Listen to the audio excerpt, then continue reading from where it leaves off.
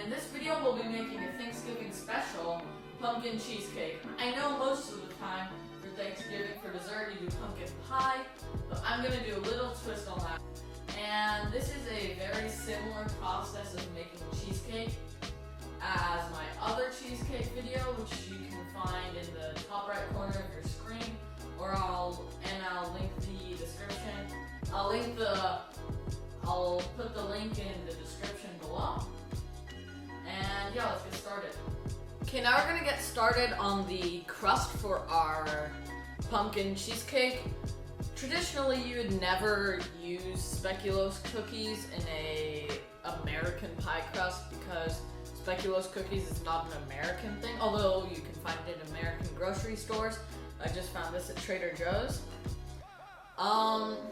So yeah, you'll need 300 grams of speculoos cookies, or if you can't find these, use ginger snaps or graham crackers. So now, if you have a food processor, you just do this in the food processor, but I do not. So I will be doing this by hand with some plastic bags and a rolling pin.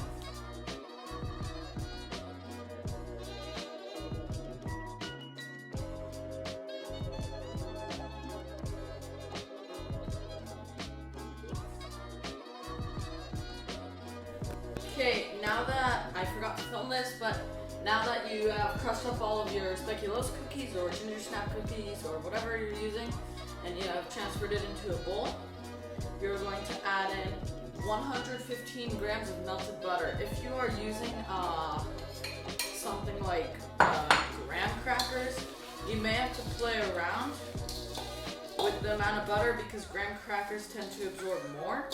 So I would use around 12 tablespoons of butter if you're using graham cracker cookies. Basically the consistency that it should be is like a wet sand. So now that you have your parchment paper lined with baking dish lined with parchment paper, and the easiest way to do that is just use some spray oil and spray it down so that the parchment sticks and doesn't go all flobbly wobbly.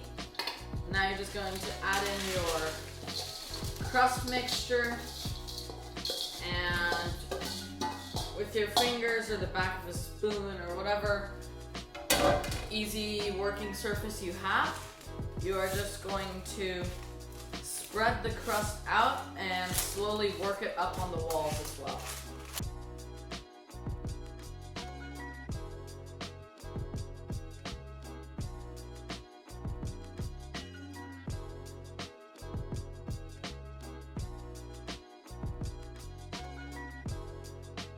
Okay, now that your crust is all laid out, you are going to place this in an oven that is preheated to 375 degrees Fahrenheit for around 10 minutes or until you feel that your crust is set.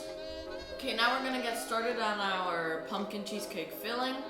And I already added 3 blocks of cream cheese, 24 ounces. Then to that I'm gonna add one 15-ounce can of pumpkin puree.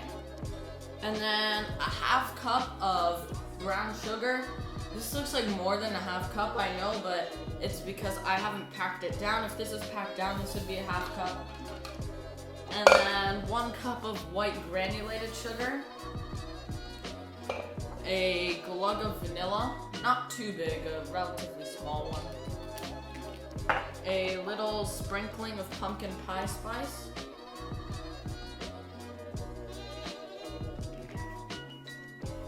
One pinch of salt.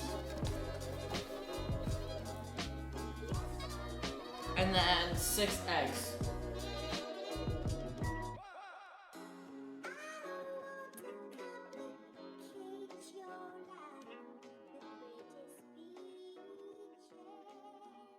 Now I am going to give this a blend. Okay, now that your batter is all blended or mixed, however you did it, you're just going to pour it into your crust. And now you're just going to bake this at 375 degrees for around 30 to 45 minutes or until Slightly jiggly. Yeah, until just slightly jiggly. I don't know why the lighting is so harsh right now, but this is what mine looks like after the oven. I did this for 45 minutes. Right now, it's gonna like poof up a lot in the oven, but then it's gonna go back down as it cools. So as you can see, it's like slightly jiggly, but not like runny. And it cracks, but it doesn't really matter. If you don't want it to crack, well, there is no real preventing it, but like you could create some form of ganache to put on top to cover the crack if you're really so about being perfect, but I don't care that much about being perfect. So I'm just gonna let this sit out at room temperature for around 2 hours, and then I'm going to cover it and place it in the fridge for at least 2 hours, ideally overnight. But since I'm doing this for Thanksgiving and it's a Tuesday, I'm going to actually let it rest for 2 days because the flavor gets better the longer it rests. But of course, if you let it rest for too long, then it'll be old. But yeah, so I would say at least 2 hours in the